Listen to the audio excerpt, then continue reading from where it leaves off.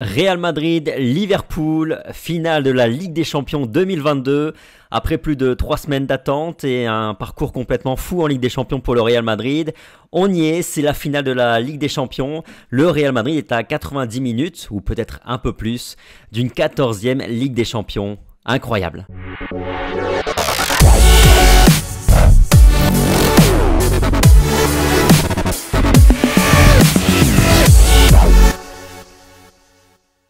Salut YouTube, j'espère que vous portez bien. Ravi de vous retrouver aujourd'hui pour une vidéo que l'on a rêvé de faire en début de saison. La preview, l'avant-match de la finale de la Ligue des Champions. Et bien évidemment, on se retrouve avec Rota pour en discuter. Salut Rota. Salut Tom. Comment on se sent à 2 jours de la finale? Impatient là plus que jamais. Voilà, on a un long week-end pour la majorité, je pense. Donc, on trépigne d'impatience et on a hâte de soulever cette 14e C1, évidemment. Entrons sans trop tarder dans les vifs du sujet, pardon. Un petit focus d'abord sur Liverpool comme on en a l'habitude. Liverpool qui a fait quand même une saison extrêmement intéressante, qui a joué sur tous les tableaux et qui a été performant, très performant même sur tous les tableaux. Ils sont vainqueurs de la FA Cup en Angleterre, vainqueurs au tir au but en finale contre Chelsea après avoir éliminé Manchester City en demi-finale.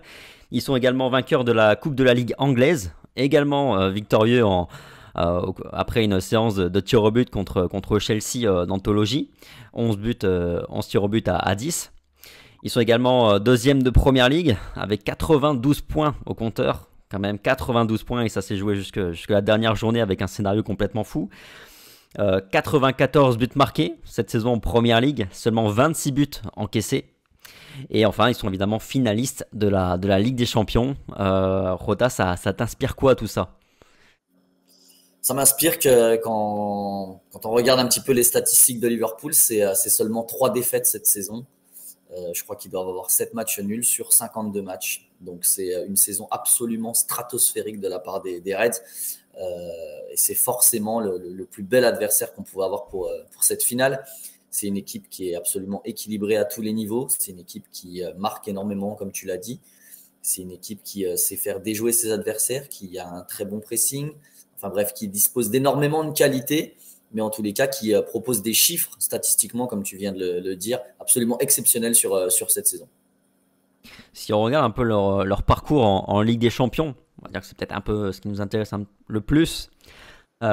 Domination totale dans son groupe, un groupe pourtant plutôt riche, plutôt compétitif, puisqu'il y avait l'Atlético de Madrid, il y avait l'AC Milan et il y avait le FC Porto. Bilan 6 matchs, 6 victoires pour Liverpool. Domination totale, comme je l'ai dit. En huitième de finale, ils se sont retrouvés face à l'Inter de Milan, que le Real Madrid avait croisé, lui, dans sa phase de groupe. Pareil, une qualification, une victoire 2-0 à l'aller en Italie. D'ailleurs, une défaite 1-0 à Anfield. En quart de finale, ils se sont retrouvés face au Benfica Lisbonne. Victoire 3-1 au match aller. Puis 3 buts partout sur le match retour. Mais bon, ils gagnaient 3-1, donc ça a été plutôt maîtrisé sans trop de problèmes. Et en demi-finale, bien entendu, ils ont affronté Villarreal.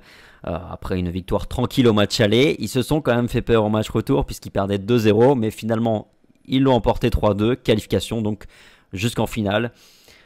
Parcours effectivement sur le papier bien moins excitant que celui du Real Madrid, moins dur sur le papier. Est-ce que pour autant on peut vraiment parler d'un parcours facile? Non, il y a pas de parcours facile. Et puis, j'ai envie de dire, au-delà du parcours sur une finale, il y a plus rien de sensiblement logique. Donc, on peut omettre le parcours des deux équipes. En tous les cas, c'est ce que feront les deux équipes. Liverpool ne va pas se soucier du parcours du Real et le Real ne va pas se soucier de Liverpool. Le Real ne se dira pas que voilà, Liverpool a su éliminer des adversaires assez tranquilles et que ce sera un gros morceau pour la finale. Sur une finale, les cartes sont évidemment redistribuées. Il n'y a pas de logique, comme je le disais. Et voilà, c'est pas un parcours facile qu'a eu Liverpool. Comme tu le disais, 6 matchs, 6 victoires en phase de poule, c'est assez rare pour être souligné. C'est pas tous les ans que ça arrive et c'est pas de nombreuses équipes qui le réalisent. Et ensuite, sur leurs divers matchs à élimination directe, ils ont été plutôt tranquilles dès le match aller. Ils ont su gérer. Comme tu le disais, ils ont fait un nul contre Benfica. Ils perdent contre l'Inter, mais c'est 2 matchs assez gérés au retour. Donc, pas trop d'inquiétude. Il y a juste Villarreal qui leur a fait peur sur une mi-temps.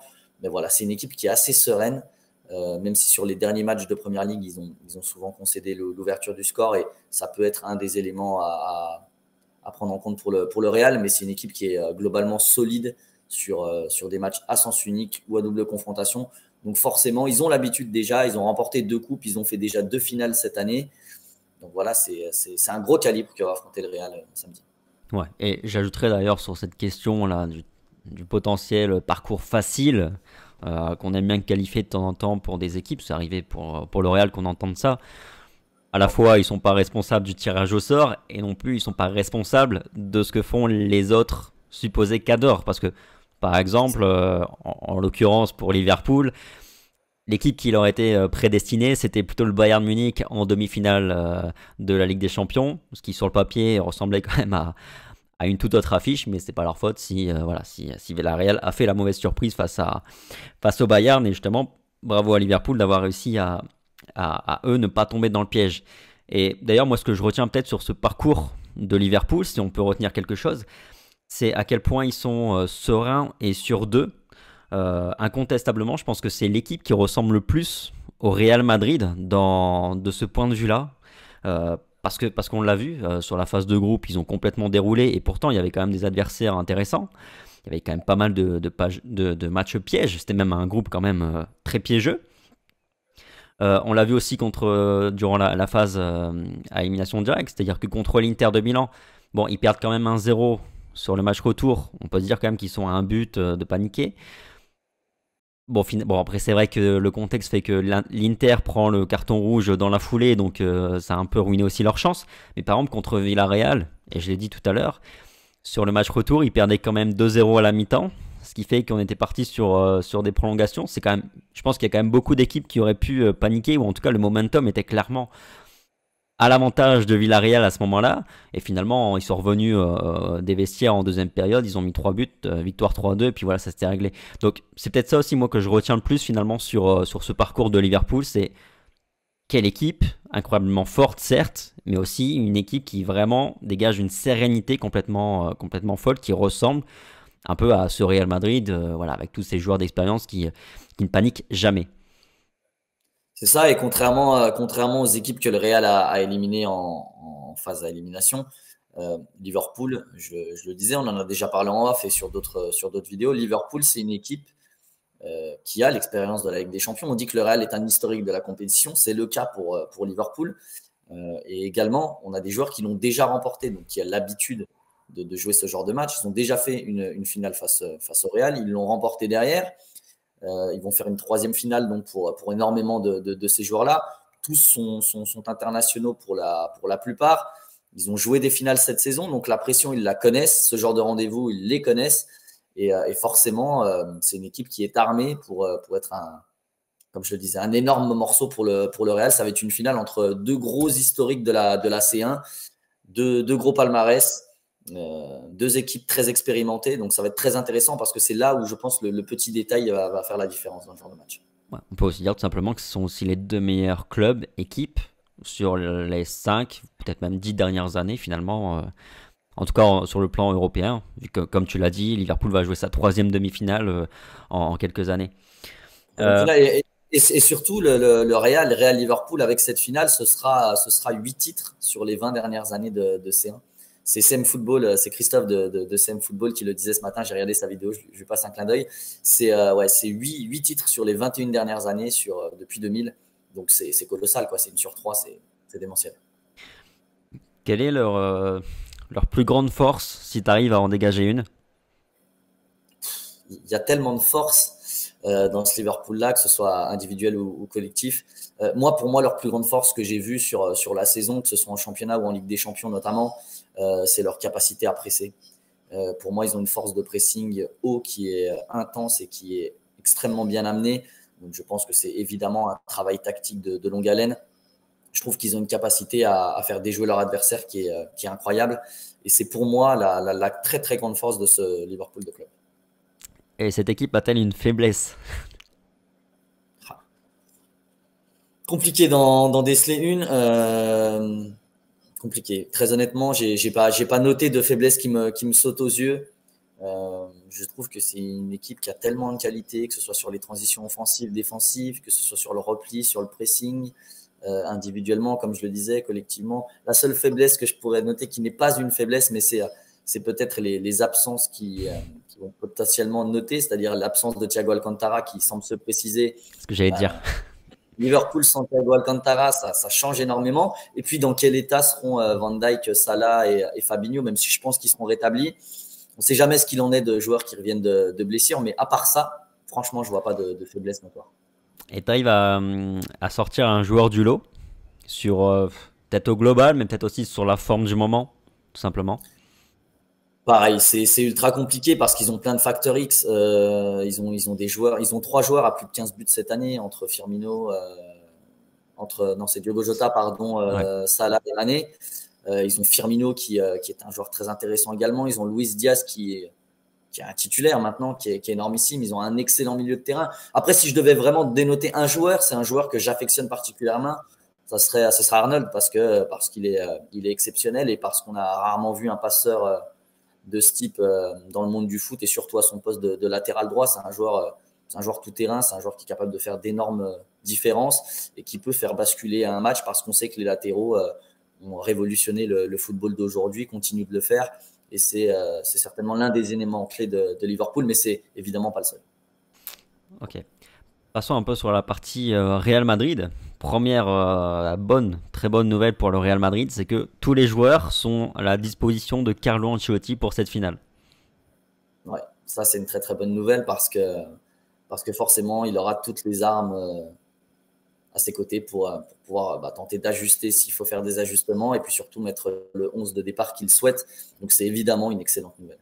Voilà. Alors, il y a peut-être deux petits points quand même à noter. Le premier, alors d'abord, c'est Marcelo. Marcelo, c'est mardi sur l'Open Media Day, il s'entraînait encore en solitaire. Donc je ne sais pas s'il sera véritablement à 100%.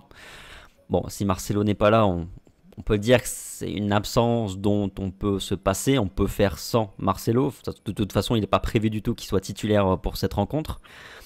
Et là, le deuxième point d'interrogation, là pour le coup, c'en est un véritablement. David Alaba, dans quelle forme va être David Alaba et est-ce qu'il faut véritablement le faire jouer en sachant que ça fait quand même plusieurs semaines qu'il a pas joué. Ouais, c'est la plus grande interrogation parce qu'avant une finale, il faut avoir du rythme, il faut être à 100%. Lui a affirmé l'être. Après, on sait ce qu'il en est de la communication des joueurs ou du club. Forcément, on souhaite prôner l'optimisme et puis montrer aucune faiblesse. Mais c'est la seule interrogation et c'est vrai que c'en est une grande parce qu'Alaba est un titulaire indiscutable cette saison et que voilà, le Real devra composer avec son état de forme.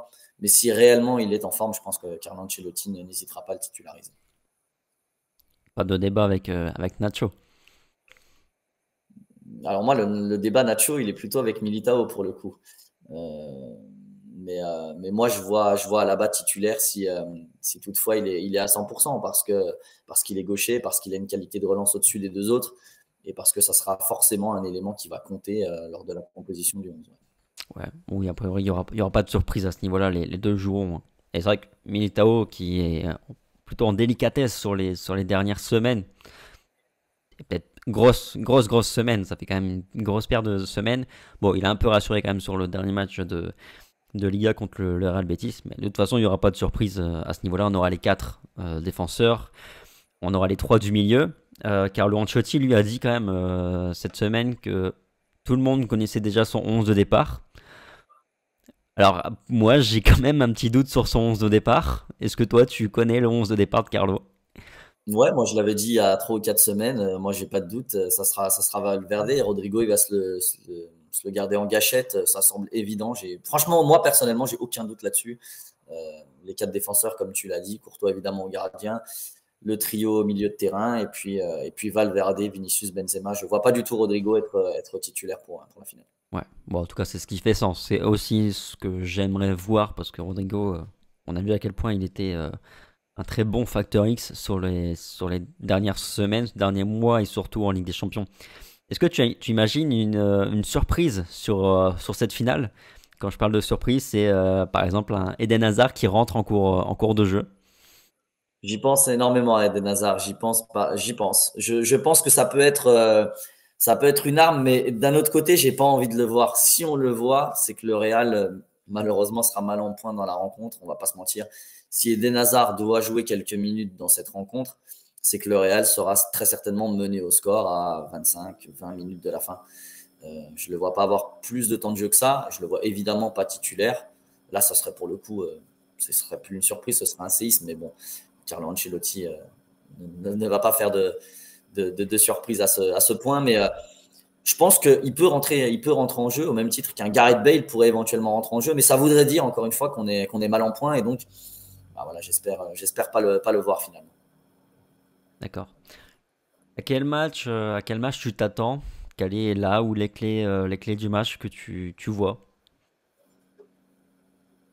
C'est un match qui sera compliqué dans tous les cas. Ça va être une finale où il y aura forcément un petit round d'observation, en tout cas côté Real Madrid. Je m'attends à voir le Liverpool que j'ai vu durant la saison. Comme je le disais, une équipe qui va presser énormément et qui va tenter de mettre en difficulté le Real Madrid qui, à énormément de moments de la saison, a eu du mal à ressortir le ballon et à se défaire d'un pressing haut. Ça a été le cas notamment contre le PSG, c'était le cas contre City au match aller également. Donc, je pense que Jürgen Klopp va très très bien préparer sa partie en sachant quelles sont les réelles faiblesses du Real. Donc, je m'attends à une équipe qui va pendant 90 minutes presser. C'est ce qu'on a vu contre Villarreal. Ça m'avait d'ailleurs un poil choqué parce qu'une équipe qui presse aussi bien, aussi haut, aussi fort sur 90 minutes, je ne l'avais jamais vu. Même l'orange mécanique de Cruyff sur des vidéos, je n'avais pas vu un pressing si intense et si bien réalisé. Et pour moi, ça va être la clé du match. Comment le Real va pouvoir se défaire de ce pressing-là, comment le Real va pouvoir mettre à mal ce pressing de Liverpool et tenter de les faire reculer en les mettant en danger sur des sorties de balles et des phases de contre. Ça va être intéressant, mais je m'attends à une équipe de Liverpool qui souhaitera être dominatrice et une équipe du Real Madrid qui va jouer son va-tout sur ses qualités techniques, mais il faudra justement un Real Madrid à 400% pour pouvoir faire face à ce pressing-là. Est-ce il y a un duel dans ce match, dans cette rencontre que tu vas particulièrement avoir à l'œil? Un duel qui pourrait être plutôt clé? Il y en aura plusieurs, mais c'est toujours bateau, répétitif et assez logique, mais ça sera la bataille du milieu de terrain parce que forcément, l'équipe qui sera la plus dominatrice pourra le plus mettre en danger son équipe. C'est assez bête de dire ça, mais c'est la logique du football. Malheureusement, Guardiola l'a toujours dit et prôné. Si on a le ballon, on ne peut pas encaisser de but. C'est la réalité du football. Si le milieu de terrain de Liverpool prend un ascendant immense sur le Real, bah, ça sera très très compliqué parce qu'en face, on sait qu'ils ont des armes offensives qui sont exceptionnelles et qui sont capables de résister aussi à un certain nombre de vagues parce que ça va très très vite derrière. Et le danger peut venir de partout devant, que ce soit sur les côtés via des centres, que ce soit sur des percussions dans l'axe. Donc voilà. Mais si le Real Madrid a lui un peu plus la maîtrise du jeu qu'à l'accoutumée, bah c'est pareil. Le Real Madrid a un milieu de terrain assez incroyable et puis il dispose de cartouches offensives incroyables. Donc voilà, ça va être une bataille du milieu de terrain. Il n'y a pas forcément de duel. Des duels dans le match individuel, il y en aura énormément et on pourrait en citer 4-5 facilement.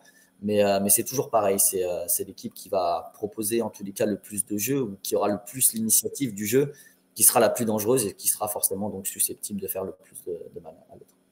Ok. Pas de pronostic pour nous sur cette finale, Jota. Par contre, je vous invite évidemment, vous, dans les commentaires, à nous faire part de vos petits pronostics et de votre ressenti tout simplement sur cette rencontre. Voilà en tout cas, je pense, tout ce qu'on pouvait dire sur cette finale de la Ligue des Champions. Merci d'avoir regardé la vidéo, comme d'habitude, hein, le petit commentaire, le petit like, le petit partage, la petite cloche, parce qu'il y a d'autres vidéos qui arrivent dans les prochaines semaines. Profitez bien, bonne finale à la Madrid, et puis on se dit à très vite sur Al France. Allez, ciao! À la Madrid.